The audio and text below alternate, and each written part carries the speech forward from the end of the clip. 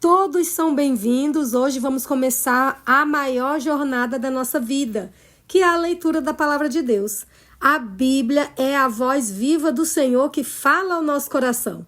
Cada página dela revela quem Ele é e nos mostra o caminho da salvação e também nos ensina a viver com fé e esperança. Que essa leitura de hoje não seja só conhecimento, mas transformação de vida. Que cada versículo que lermos nos aproxime mais de Deus e nos faça enxergar que Ele tem um plano perfeito para nós. Então vamos juntos nessa caminhada? Pegue aí a sua Bíblia e já se prepara para a leitura de hoje. A leitura de hoje é um dos livros mais marcantes da Bíblia, o livro de Jonas. Uma história curta, mas cheia de lições sobre obediência, arrependimento e a misericórdia de Deus. Jonas tentou fugir do chamado, mas descobriu que ninguém consegue se esconder do Senhor.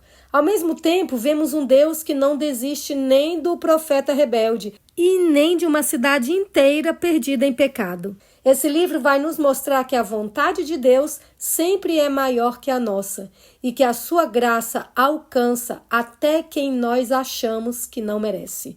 Então vamos orar e vamos começar a leitura. Senhor, nosso Deus e nosso Pai, muito obrigado pela tua palavra, que ao abrir as Escrituras agora, o teu Espírito Santo abra também o nosso coração e a nossa mente para entender a tua vontade. Fala conosco através desse texto e transforme a nossa vida, em nome de Jesus. Amém. Bíblia aberta, Jonas, capítulo 1.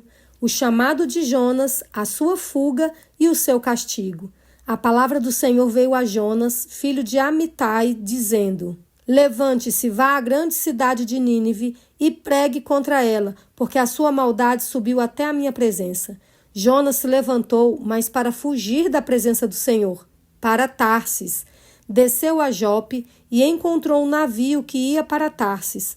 Pagou a passagem e embarcou no navio para ir com eles para Tarsis, para longe da presença do Senhor. Mas o Senhor lançou sobre o mar um forte vento e levantou-se uma tempestade tão violenta que parecia que o navio estava a ponto de se despedaçar. Então os marinheiros ficaram com medo e clamavam cada um ao seu Deus. Lançaram no mar a carga que estava no navio para que ele ficasse mais leve. Jonas, porém, havia descido ao porão do navio. Ali havia se deitado e dormia profundamente. O capitão do navio se aproximou de Jonas e lhe disse: O que está acontecendo com você? Agarrado no sono? Levante-se, invoque o seu Deus. Talvez assim esse Deus se lembre de nós, para que não pereçamos. Os marinheiros diziam uns aos outros: Vamos lançar sortes para descobrir quem é o culpado desse mal que caiu sobre nós. Lançaram sortes e a sorte caiu sobre Jonas. Então lhe disseram: Agora nos diga, quem é o culpado por este mal que nos aconteceu? Qual é a sua ocupação? De onde você vem? Qual a sua terra?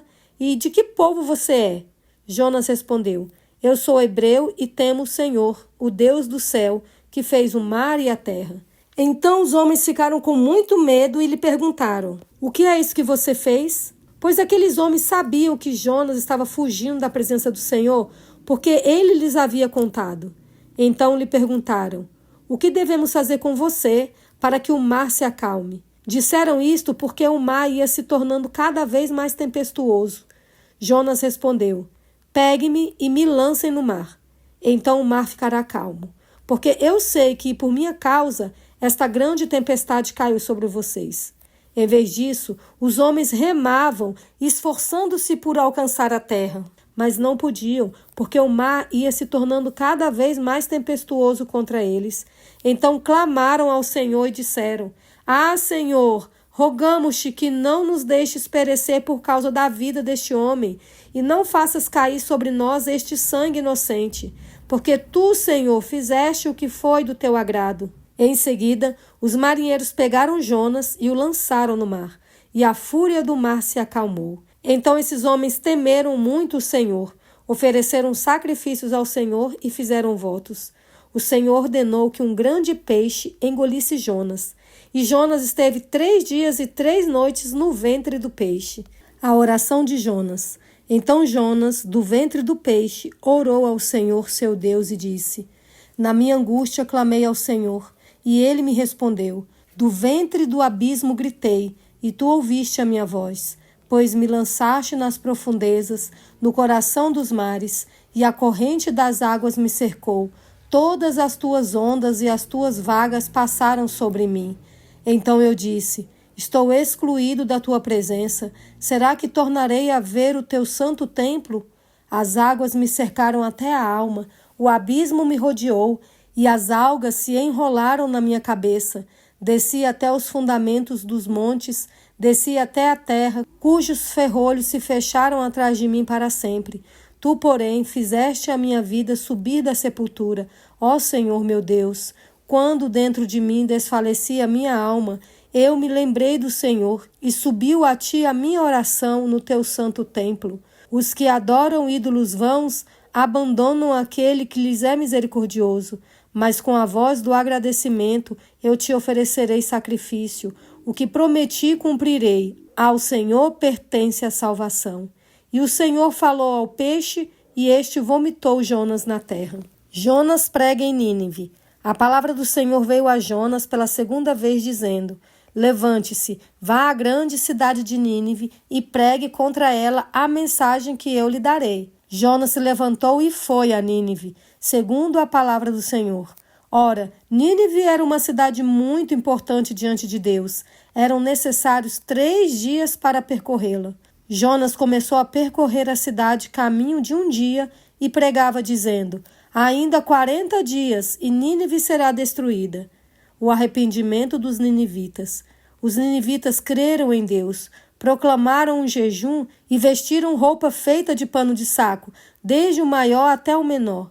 Quando esta notícia chegou ao rei de Nínive, ele se levantou do seu trono, tirou os trajes reais, cobriu-se de pano de saco e sentou-se sobre cinzas, e mandou proclamar e divulgar em Nínive o seguinte: por mandado do rei e dos seus nobres, ninguém, nem mesmo os animais, bois e ovelhas, pode comer coisa alguma.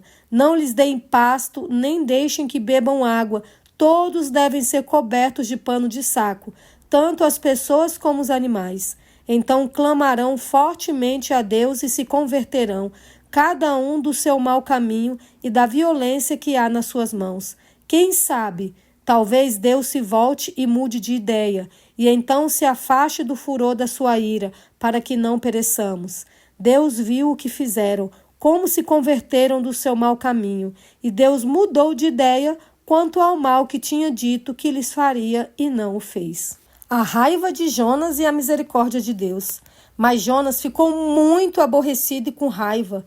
Ele orou ao Senhor e disse: ah, Senhor, não foi isso que eu disse estando ainda na minha terra? Por isso me adiantei, fugindo para Tarsis, pois sabia que tu és Deus bondoso e compassivo, tardio em irar-se e grande em misericórdia, e que mudas de ideia quanto ao mal que anunciaste. Agora, Senhor, peço que me tires a vida, porque para mim é melhor morrer do que viver. E o Senhor disse: você acha que é razoável essa sua raiva? Então Jonas saiu da cidade e sentou-se num lugar a leste da mesma. Ali construiu um abrigo, sentou-se na sombra para ver o que aconteceria com a cidade. Então o Senhor Deus fez crescer uma planta por cima de Jonas, para que fizesse sombra sobre a sua cabeça, a fim de o livrar do seu desconforto. E Jonas ficou muito contente por causa da planta. Mas no dia seguinte, ao amanhecer, Deus enviou um verme que atacou a planta e ela secou. Quando o sol nasceu, Deus fez soprar um vento leste muito quente. O sol bateu na cabeça de Jonas, de maneira que ele quase desmaiou. Então pediu para morrer, dizendo: para mim é melhor morrer do que viver.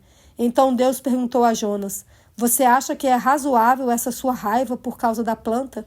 Jonas respondeu: é tão razoável que até quero morrer. E o Senhor disse: você tem compaixão da planta que não lhe custou nenhum trabalho. Você não a fez crescer. Numa noite ela nasceu e na noite seguinte desapareceu. E você não acha que eu deveria ter muito mais compaixão da grande cidade de Nínive, em que há mais de 120.000 pessoas que não sabem distinguir entre a mão direita e a mão esquerda e também muitos animais? E essa foi a leitura de hoje. A história de Jonas nos mostra que não dá para fugir de Deus Ele não desiste de nós, nem mesmo quando escolhemos o caminho contrário. Vemos que a misericórdia de Deus é tão grande que alcança até aqueles que achamos que não merecem. E o mais forte de tudo é perceber que enquanto Jonas lutava com o seu orgulho e teimosia, Deus continuava cuidando dele e de Nínive.